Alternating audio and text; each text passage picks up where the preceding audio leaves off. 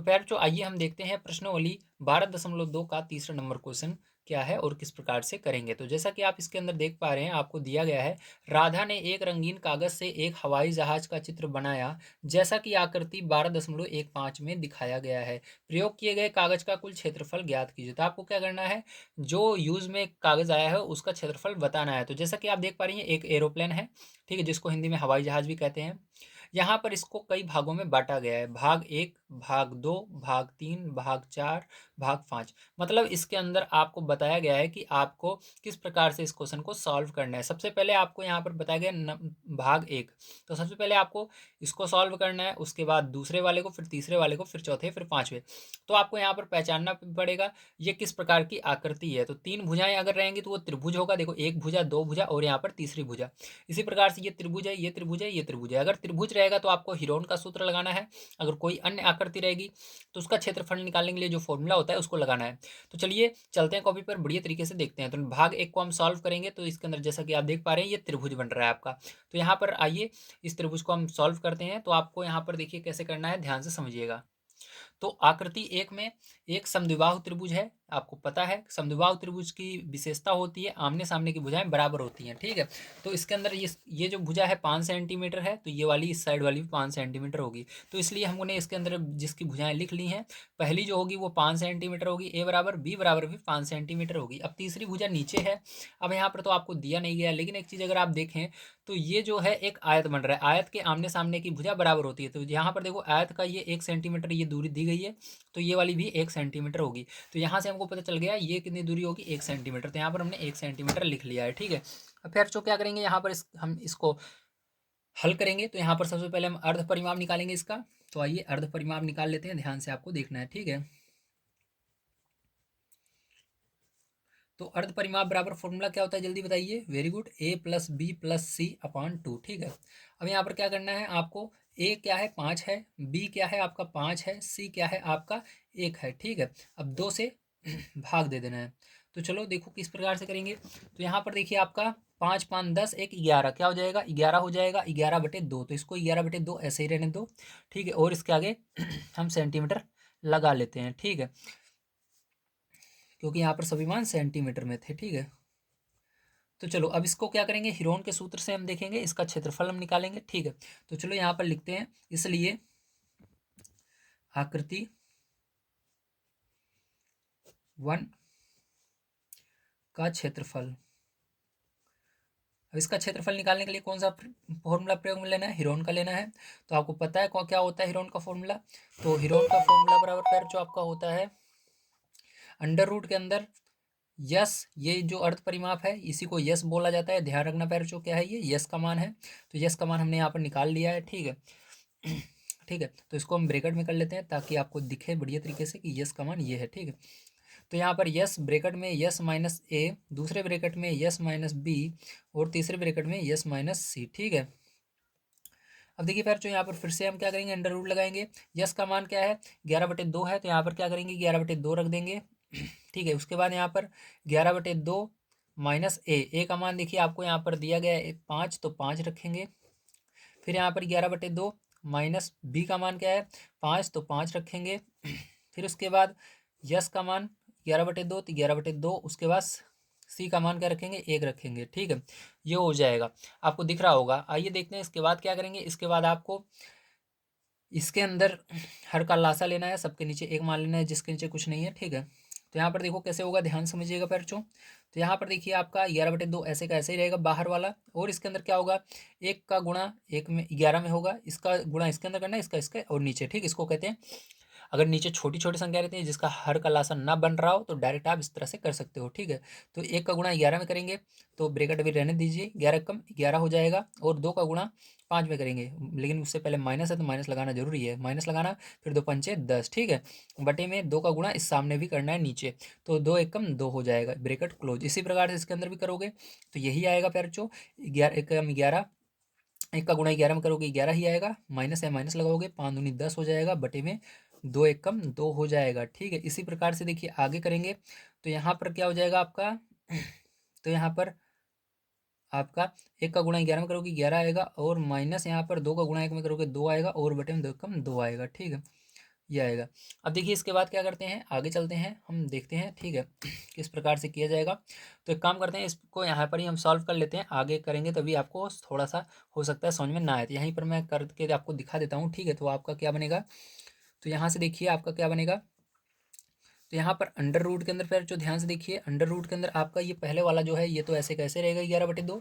तो 11/2 हम क्या करते हैं, यहाँ पर ऐसे का ऐसे ही लिख देते हैं और इसको घटा देंगे, ठीक है। 11 में से 10 जाएगा तो क्या आएगा आपका, गुणा लगाकर ब्रेकेट की जगह गुणा लगाना, 11 में से 10 जाएगा तो 1 आएगा, बटे में 2 है 2 लिख देना। फिर यहाँ पर भी 1/2 आ जाएगा, घटाओगे 11 में से 10 जाएगा 1 और बटे में 2, यहाँ पर भी घटाओगे तो 11 में से 2 जाएगा केवल, तो यहाँ पर 9/2 आने वाला है, क्या आने वाला है 9/2, ठीक है। तो यहाँ पर 9/2 लिख देंगे गुणा लगाकर।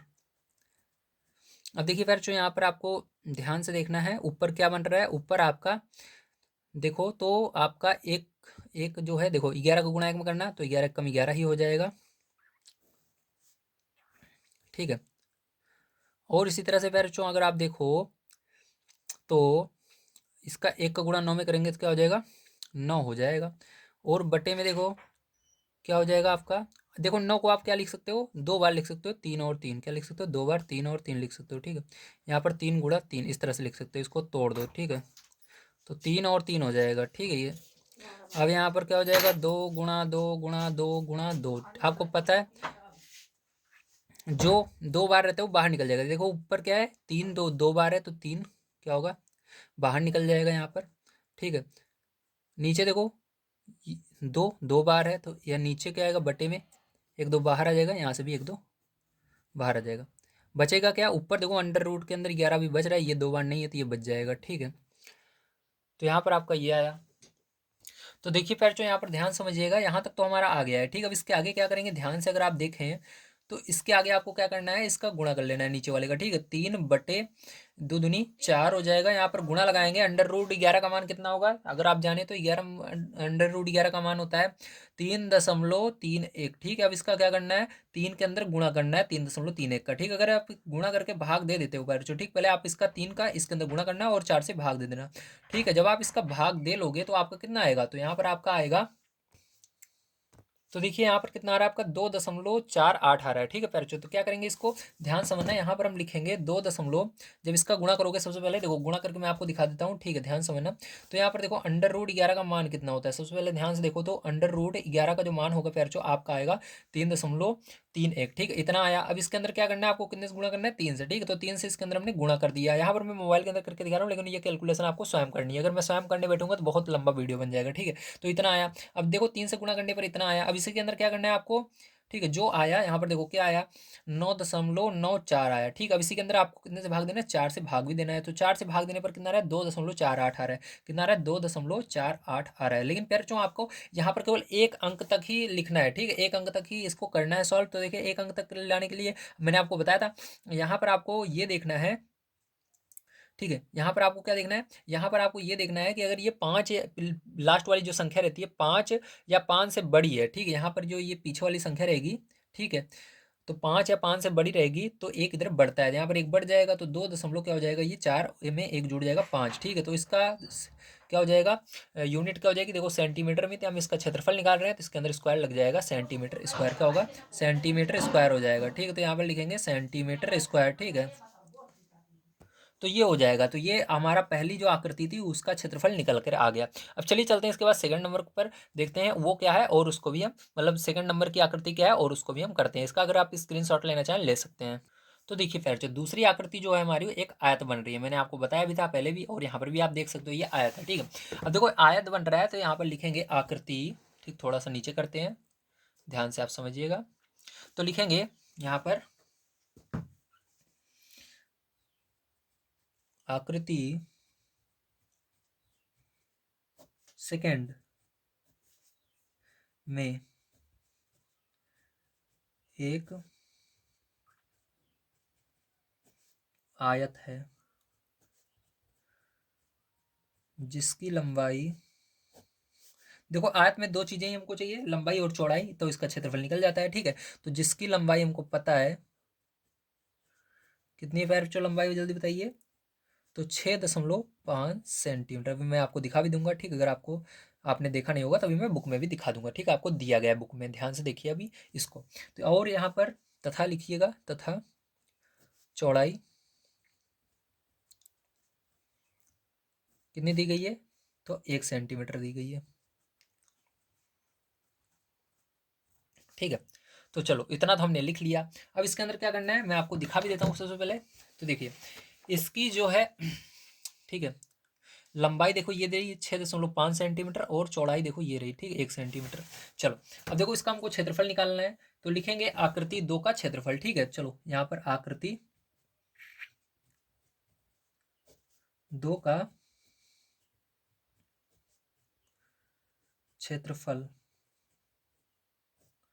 बराबर क्या हो जाएगा फिर जो बताइए। आकृति 2 का क्षेत्रफल अगर निकालना चाहते हो तो मतलब आकृति क्या है हमारी, आयत है, तो आयत का क्षेत्रफल बराबर लंबाई गुणे चौड़ाई फॉर्मूला होता है, तो लंबाई और चौड़ाई का गुणा कर देना, तो लंबाई गुणा चौड़ाई, ठीक है। तो यहाँ से हमने क्या किया पैरचो, इसका गुणा कर दिया।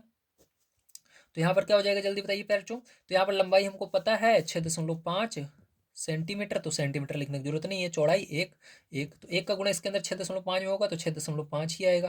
तो 6.5 क्षेत्रफल निकालते हैं। तो अब मैंने आपको बताया था जो भी यूनिट रहेगी, तो यहाँ पर देखो यूनिट किसी एक में देख लेना, सेंटीमीटर ही है, तो उसके ऊपर स्क्वायर लगा देते हैं, ठीक है, मतलब स्क्वायर लग जाता है जब भी क्षेत्रफल हम निकालते हैं, ये हो जाएगा, ठीक है। तो यहाँ पर ये क्या हो जाएगा, ये आकृति 2 का आपका आंसर आ जाएगा। चलो अब चलते हैं आकृति 3 की तरफ, ठीक है, ध्यान से देखना। तो देखिए प्यारे, यहाँ पर अब हमारी जो तीसरी आकृति है वो आपको दी गई है। यहाँ पर एक क्या है, ये समलंब है, ठीक है, समलंब चतुर्भुज है, ठीक है, इसको क्या बोलेंगे, समलंब चतुर्भुज बोलेंगे। अब इसके अंदर इसका क्षेत्रफल आप डायरेक्ट नहीं निकाल सकते हैं, ठीक है, तो इसको किस प्रकार से निकालेंगे ध्यान से समझना। इसको कॉपी पर सबसे पहले मैं इसकी आकृति को बना लेता हूँ, उसके बाद आपको समझाता हूँ।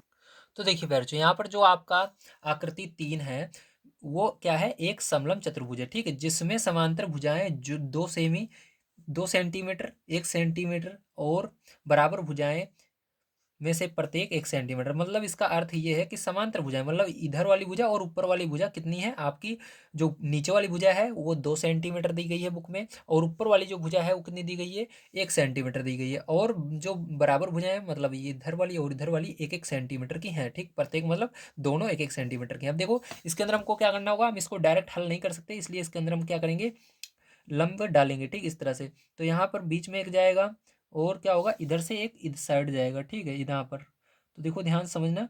तो जब यहाँ पर हम डालते हैं इस तरह से, ठीक है, तो ये क्या बन जाता है, त्रिभुज बन जाता है। एक त्रिभुज देखो ये बन रहा है, एक त्रिभुज ये बन रहा है, एक त्रिभुज, 3 त्रिभुज बन गए, ठीक है। अब देखो ये तो भुजा आपको पता थी, नीचे वाली कितनी थी, पूरी आपको दी गई थी, यहाँ से यहाँ तक लेकर के 2 सेंटीमीटर दी गई थी, कितनी दी गई थी, 2 सेंटीमीटर दी गई है, ठीक, अभी भी दी गई है बुक में, देखिए 2 सेंटीमीटर। और ये वाली 1 सेंटीमीटर तो आपकी पहले से ही दी गई है, ठीक, बुक में। और ये वाली भी 1 सेंटीमीटर दी गई है, और ये वाली भी 1 सेंटीमीटर दी गई है, दी गई है कि नहीं, दी गई है। लेकिन यहाँ पर बात ये होगी कि यहाँ पर जब हमने यहाँ से यहाँ पर बीच में लंब डाला तो क्या होगा, ये 2 था, मतलब पूरा यहाँ पर 2 था, तो आधा इधर हो जाएगा, मतलब इसको एक इधर जोड़ेंगे पूरा 2 हो जाएगा। 1 सेंटीमीटर इधर हुआ, 1 सेंटीमीटर इधर, जोड़ोगे दोनों को तो पूरा लाइन कितनी होगी, 2 सेंटीमीटर की। तो ये 1 सेंटीमीटर इतनी दूरी होगी, ठीक है, यहाँ से लेकर यहाँ तक, और दूसरी यहाँ से लेकर यहाँ तक 1 सेंटीमीटर होगी, ठीक है। तो ये हो जाएगी आपकी। अब यहाँ से बड़े आसानी से निकाल सकते हैं हम, ठीक है। अब यहाँ पर हम फॉर्मूले का प्रयोग करके निकाल सकते हैं। किस फॉर्मूले का प्रयोग करेंगे, यहाँ पर हम समबाहु त्रिभुज का फॉर्मूला लगा देंगे, क्योंकि समबाहु त्रिभुज ये बन रहा है, आपको पता है। यहाँ पर देखो समबाहु त्रिभुज में क्या होती है, इसके अंदर आपकी, ठीक है, समबाहु त्रिभुज में सभी भुजाएं बराबर होती हैं। तो यहाँ पर देखो क्या हो रहा है, सभी भुजाएं बराबर है, ये वाली भुजा बराबर है, और ये वाली जो भुजा है ये इसके बराबर होगी, तो ये 1 सेंटीमीटर, ये भी 1 सेंटीमीटर होगी, ये भी 1 सेंटीमीटर, मतलब सभी जितनी भुजाएं सब 1 सेंटीमीटर। तो चलो इसको अब करते हैं हल, ध्यान से आपको देखना है, ठीक है, किस प्रकार से करेंगे, आइए ध्यान से समझिए। तो इसके अंदर लिखेंगे आकृति 3 का क्षेत्रफल बराबर, ठीक है। तो समबाहु त्रिभुज बन रहा है, ये आकृति 3 आपकी, कितने त्रिभुज बन रहे हैं, 1 2 3 त्रिभुज बन रहे हैं, इसलिए 3 त्रिभुज बन रहे हैं, सबसे पहले 3 लिखना, ठीक है, 1 2 3, 3 का इसके अंदर गुणा होगा, 3 त्रिभुज बन रहे हैं। अगर 3 त्रिभुज ना बनते तो डायरेक्ट आप इसको कर सकते थे, ठीक है। तो उसके बाद क्या करेंगे, समबाहु त्रिभुज का क्षेत्रफल, ठीक है, तो यहाँ पर गुणा करना है किसके अंदर, समबाहु त्रिभुज का क्षेत्रफल से, ठीक है। तो समबाहु त्रिभुज का क्षेत्रफल, इससे गुणा कर देना है आपको, ठीक है। अब देखिए फिर जो इसके बाद क्या होगा, ध्यान समझना आप। तो यहाँ पर देखिए आपका 3 का ऐसे ही 3 रहेगा। अब समबाहु त्रिभुज का फॉर्मूला क्या होता है बताइए। समबाहु त्रिभुज का फॉर्मूला होता है आपका, ठीक है, तो समबाहु त्रिभुज का फॉर्मूला होता है √3/4 गुणे भुजा स्क्वायर, ये फॉर्मूला होता है आपका, ठीक है। ये क्या होता है, ये आपका फॉर्मूला होता है इतना, ठीक है। समबाहु त्रिभुज का फॉर्मूला ये होता है। अब इसी के अंदर क्या करना है, आपको मान को रख देना है पैरचों, ठीक है। चलो मान को यहाँ पर रखते हैं, बढ़िया तरीके से आप समझिए। तो देखो 3 का 3 ऐसे ही रहेगा पैरचों, गुणा यहाँ पर लगाएंगे। अब इस बड़े वाले ब्रैकेट को हटा देते हैं यहाँ से, क्योंकि बीच में गुणा है। तो यहाँ पर √3/4 ऐसे ही रहेगा। अब भुजा इसके अंदर कितनी है समबाहु त्रिभुज की, देखो सब एक एक है, मतलब अगर समबाहु त्रिभुज रहेगा इसके अंदर किसी एक भी भुजा को आप देख लो, क्योंकि सब बराबर रहते हैं समबाहु में। समबाहु का मतलब ये सभी भुजाएं बराबर, तो देखो कितने कितने की हैं, 1-1 सेंटीमीटर की हैं। तो क्या करेंगे, यहाँ पर गुणा है तो गुणा लगाएंगे, भुजा की जगह 1 लिखेंगे और इसका स्क्वायर कर देंगे। अब देखो क्या होगा फिर जो इसके बाद, ध्यान समझना। तो चलो इधर आगे देख लेते हैं इसको, आगे की तरफ। तो देखो 3 का 3 ऐसे ही रहेगा, √3, इसका मान रख देते हैं यहाँ पर 1.732 होता है। अरे यार दशमलव यहाँ पर कहाँ पर लगा रहा हूँ, 1.732 होता है, ठीक है। और फिर जो देखो इसके बाद यहाँ पर 1 आया तो 1 गुणे में लिख देते हैं, क्योंकि 1 का स्क्वायर करोगे 1 ही आएगा, और बटे में 4 है, 4 भी लिख देते हैं, ठीक। तो ये आपका बना 1.732, क्या बना 1.732 बना है पैरचो, ठीक है। समझ में आया, वेरी गुड। अब देखिए क्या करेंगे, यहाँ पर 3 का इसके अंदर गुणा करके 4 से आपको भाग देना है। तो जब पैरचो आप देखो सबसे पहले इसका गुणा इसमें कर लीजिए, एक का कोई भी मतलब होता ही नहीं है, आपको पता है एक का गुणा किसी भी संख्या में होता है, वही संख्या आती है। तो एक को हटा दीजिए दिमाग से, बस इन दोनों का गुणा करिए। तो इन दोनों का पैर जो गुणा करोगे तो कितना आएगा आपका, 3 का गुणा अगर इस 1.732 में करोगे तो आपका कितना आएगा, जल्दी बताइए। तो आपका आएगा 5.196/4 आएगा, ठीक। अब इसको भाग दे देना पैरचों, तो भाग दोगे तो आपका कितना आएगा देखिए। तो पैरचों यहाँ पर मैं इधर ही बता देता हूँ, नीचे डायरेक्ट आंसर हम लिखेंगे, ठीक है। तो यहाँ पर आपका आएगा 1.299। लेकिन आपको मैंने बताया इसके अंदर जो आपका आंसर आ रहा है केवल 1 डिजिट तक आ रहा है, ठीक, दशमलव के 1 अंक बाद तक आ रहा है। तो हमको केवल 1 ही अंक लेना है, तो इससे पहले देखना है जो संख्या है, जो अंक लेना है उससे पहले देखना है। हमको केवल 1 अंक लेना है, 1 अंक के दशमलव के 1 अंक लेना है, तो दशमलव के 1 अंक छोड़कर उसके आगे देखो जो संख्या है 5 है या 5 से बड़ी। देखो अगर 5 रहे या 5 से बड़ी रहे तो एक जुड़ेगा, अगर 5 से कम है तो कुछ भी नहीं होगा, ना जुड़ेगा ना घटेगा, ठीक है, जो है वही रहेगा। तो देखो आपको देखना है क्या 5 है या 5 से ज़्यादा है इसके बाद। तो इसके बाद देखो 9 आ रहा है, मतलब 5 से ज़्यादा है। तो सीधी सी बात है, यहाँ पर क्या होगा, एक आपका 2 में जुड़ जाएगा, ठीक। तो यहाँ पर क्या हो जाएगा, 1.2 था तो एक इसके अंदर जुड़ जाएगा 2 में, तो 2 में 1 जुड़ेगा 3 हो जाएगा पैरचों, ठीक। तो ये क्या आ जाएगा, यही आपका करेक्ट इसका आंसर आने वाला है, ठीक। तो यहाँ पर आपको लिख देना है, देखो इसकी यूनिट सेंटीमीटर थी तो हम क्षेत्रफल निकाले हैं, इसलिए इसके अंदर स्क्वायर लगाना जरूरी है, सेंटीमीटर स्क्वायर हो जाएगा। तो हमने तीसरी आकृति का भी यहाँ पर क्या किया है, निकाल लिया है। आइए चलते हैं इसके बाद अगले वाले पर, उसको भी देखते हैं। तो देखिए फिर जो अब हम आगे आते हैं तो यहाँ पर देखते हैं चौथा और पांचवा बिल्कुल एक जैसी आकृति है दोनों, तो दोनों ही आपके समकोण त्रिभुज बन रहे हैं पैरचो। तो चलो यहाँ पर समकोण त्रिभुज यहाँ पर 2 बार आ रहा है, तो सारी चीज़ें इसके अंदर सेम है, आप देख सकते हो। ये आपको दिया गया है इस भुजा को 6 सेंटीमीटर, तो ये इसके बराबर है, तो मतलब ये 6 सेंटीमीटर, ये भी 6 सेंटीमीटर होगी। ये वाली आपको लंबाई इसकी दी गई 1.5, तो ये वाली भी 1.5 होगी, ठीक है। तो इसको कैसे करेंगे आइए ध्यान से आप समझिए।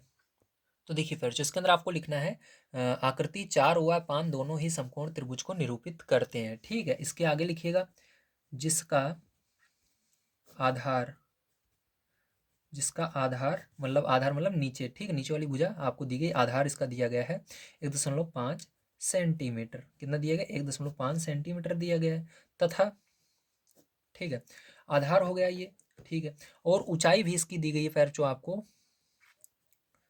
कितनी ऊंचाई इसकी दी गई है 6 सेंटीमीटर, मैंने अभी आपको दिखाया भी था, ठीक है। ये हो गया। अब यहाँ से आपको क्या करना है, इसका फॉर्मूला लगा देना है, ठीक है। तो चलो हम यहाँ से फॉर्मूला लगा देते हैं। यहाँ पर लिखेंगे आकृति 4 व 5 का क्षेत्रफल, ठीक है। तो आपको यहाँ से क्या निकालना है, क्षेत्रफल इसका निकालना है। तो चलो हम क्षेत्रफल वाला फॉर्मूला लगा देते हैं। क्या होता है जल्दी बताइए। 1/2 आधार गुणे ऊंचाई होता है, फॉर्मूला मैंने बताया था समकोण त्रिभुज का। लेकिन यहाँ पर 2 बार आ रहा है ना, 4 5 दोनों क्या है, एक एक दो त्रिभुज इसके अंदर बन रहे हैं। देखो मैं दिखा देता हूँ फिर से आपको, इस आकृति में कितने त्रिभुज बन रहे हैं, एक ये 2 त्रिभुज बन रहे हैं। इसलिए जितने त्रिभुज बनेंगे उतने का यहाँ पर गुणा करना होता है। 2 त्रिभुज बन रहे हैं, 2 लिखेंगे क्योंकि 2 त्रिभुज हैं। और फॉर्मूला क्या होता है, 1/2 आधार गुणे ऊंचाई। तो उस फॉर्मूले को लगा देना, आधार गुणे ऊंचाई। ठीक है, ये हो गया। अब देखो ध्यान से, अब यहाँ पर मान को रख दो, 2 गुणे 1/2। आधार मैंने बताया कितना है, 1.5 है। ऊंचाई कितनी है, 6 है। 2 से क्या होगा, ये 2 कट जाएगा। आपका बचेगा क्या, 1.5 गुणा 6 बचेगा। एक का कोई भी मतलब नहीं होता, मैंने बताया था गुणे में। तो इसका गुणा कर देना पैर आप। ठीक है, तो कितना आएगा यहाँ पर, 15 छक्का 90, लेकिन दशमलव है तो दशमलव लगाओगे तो ये आपका बन जाएगा 9.0। तो यहाँ पर दशमलव के बाद अगर जीरो आता है कोई भी मतलब नहीं रहता, मतलब ये सीधा सीधा आप 9 समझो। ठीक है, तो ये कितना हो गया, 9 सेंटीमीटर स्क्वायर। कितना हुआ, 9 सेंटीमीटर स्क्वायर, क्योंकि क्षेत्रफल में हमेशा स्क्वायर लगाया जाता है। ठीक है, समझ में आ गया, वेरी गुड। तो हमने यहाँ पर देखो सभी आकृतियों का क्या हुआ है, क्षेत्रफल निकाल लिया है। अब हमको यहाँ पर पूरी आकृति जो है उसका क्षेत्रफल निकालना है। तो यहाँ पर लिखेंगे पूरी आकृति का क्षेत्रफल बराबर। ठीक है, तो यहाँ पर देखो आकृति जितनी भी आपकी हमने क्षेत्रफल निकालना है उन सबको जोड़ना है। तो आकृति 1 प्लस आकृति 2 प्लस आकृति 3 प्लस आकृति 4 प्लस आकृति 5। ठीक है, जितना भी आया सबको यहाँ पर जोड़ना है। तो चलो यहाँ पर का क्षेत्रफल सबको क्या करना है, यहाँ पर जोड़ लेना है। सबका क्षेत्रफल क्या करना है फिर, यहाँ पर जोड़ना है। ठीक है, तो चलो जोड़ लेते हैं। तो देखो आकृति पहली का कितना आया था, यहाँ पर देखो तो आकृति पहली का मैं दिखा देता हूँ आपको एक सेकंड। देखिए आकृति पहली भैया कहाँ पर है, देखो आकृति पहली। ठीक है, यहाँ पर आया था 2.5 दिख रहा है ना आपको नीचे, देखिए यहाँ पर मेरा अंगूठा है इस साइड दाहिने तरफ, देखो ये 2.5। तो यहाँ पर क्या लिखना, 2.5 लिखना। ठीक है, प्लस लगाना। आकृति दूसरी देखिए कहाँ पर है, आकृति दूसरी का क्षेत्रफल 6.5, तो 6.5 प्लस आकृति तीसरी, तीसरी का देखो ये आया है 1.3, तो 1.3।